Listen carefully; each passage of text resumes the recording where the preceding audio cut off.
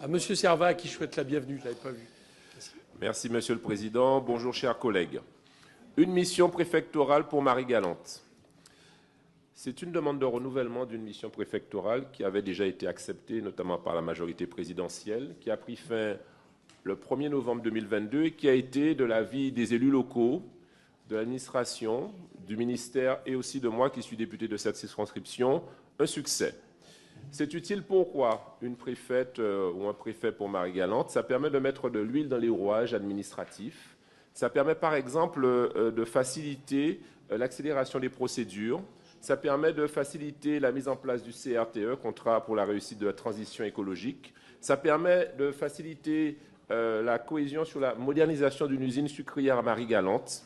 Ça permet de lutter contre l'échouage des sargasses, pour le développement de l'agriculture nourricière, de traiter les problématiques de double insularité, de faciliter l'accès aux soins lorsque nous avons une île qui souffre de la double insularité.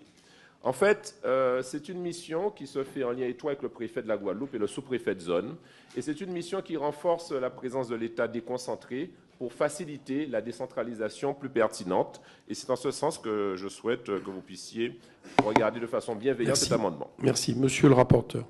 Eh bien, je donne un avis favorable à cet amendement, que j'ai d'ailleurs co-signé.